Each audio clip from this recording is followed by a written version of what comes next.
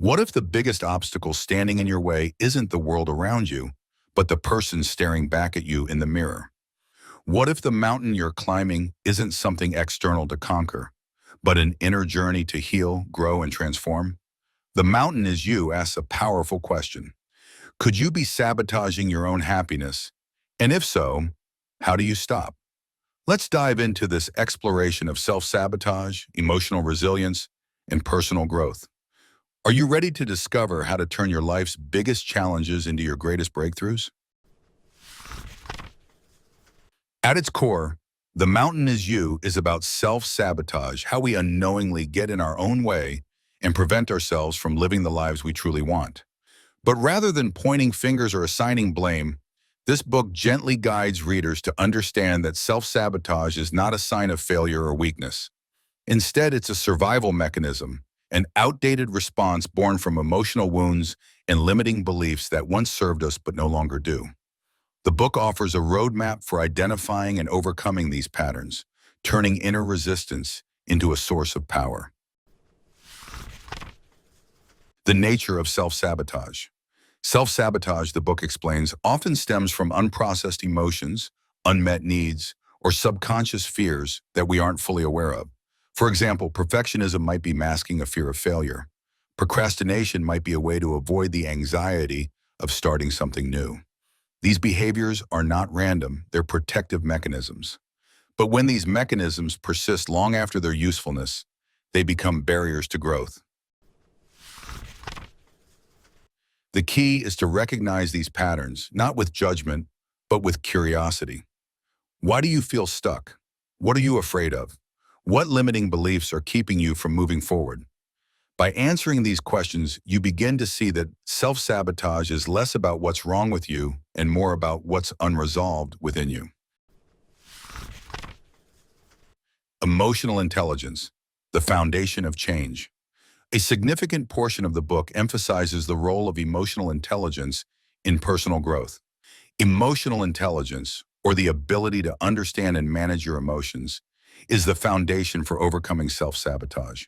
When you suppress emotions or ignore unresolved pain, it doesn't disappear. It manifests as destructive behaviors, unhealthy habits, or inner resistance. The book encourages readers to sit with their emotions rather than running from them. Ask yourself, what is this feeling trying to tell me? What unmet need does it represent? Rather than viewing emotions as something to control, the book frames them as guides, showing you where healing is needed. This shift in mindset allows you to process and release emotional baggage, creating space for growth and transformation. The role of resistance, your inner mountain. The metaphor of the mountain is central to the book. The mountain symbolizes the challenges in your life, particularly those created by internal resistance. But instead of viewing the mountain as something to conquer, the book invites you to see it as something to integrate. Your mountain isn't separate from you. It's made up of your fears, doubts, and unresolved emotions. Climbing it isn't about defeating it, but becoming stronger, wiser, and more compassionate in the process. The book also highlights how resistance often shows up when you're on the verge of growth. Think about the moments when you have hesitated to take a risk, doubted your abilities, or felt overwhelmed by a new opportunity. This resistance isn't a sign that you're on the wrong path. It's proof that you're stepping out of your comfort zone. The key is to push through the discomfort and trust that what's on the other side is worth it. Building resilience through self-awareness. To overcome self-sabotage, the book outlines the importance of self-awareness.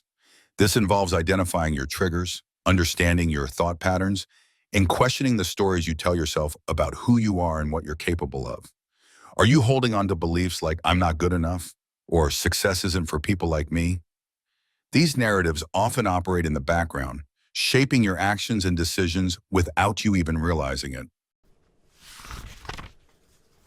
The book provides practical tools for building self-awareness, such as journaling, mindfulness, and self-reflection. By becoming more attuned to your inner world, you can start to rewrite these narratives and create a new empowering story for yourself. Transforming pain into power. One of the most inspiring messages in the book is that your pain has a purpose. The challenges you face, the heartbreaks you endure, and the setbacks you experience all contain valuable lessons. They're opportunities to grow, to learn, and to build a deeper connection with yourself. The book encourages readers to view pain not as something to avoid, but as a catalyst for transformation. What if your struggles are preparing you for something greater? What if the very things you fear are the keys to your liberation? By reframing pain as a teacher, you can transform it into a source of strength and resilience. Practical steps for growth. The book doesn't just explore the theory behind self-sabotage. It also provides actionable steps for personal growth. These include 1. Identifying patterns. Recognize where and how self-sabotage shows up in your life. What habits, thoughts, or behaviors are holding you back? 2. Rewiring beliefs. Challenge the limiting beliefs that keep you stuck. Replace them with empowering ones, such as I am capable or I deserve happiness. 3. Practicing self-compassion. Treat yourself with kindness and understanding, especially when you make mistakes. Growth isn't linear, and setbacks are part of the process. 4. Taking small steps. Change doesn't have to happen overnight. Focus on small, consistent actions that move you closer to your goals. 5. Embracing discomfort. Growth requires stepping outside your comfort zone. Learn to sit with discomfort and trust that it's a sign of progress. A new perspective on success. Finally, the book redefines what it means to be successful. True success isn't about achieving external milestones. It's about becoming the person you're meant to be. It's about aligning your actions with your values, pursuing what truly matters to you, and finding fulfillment in the process.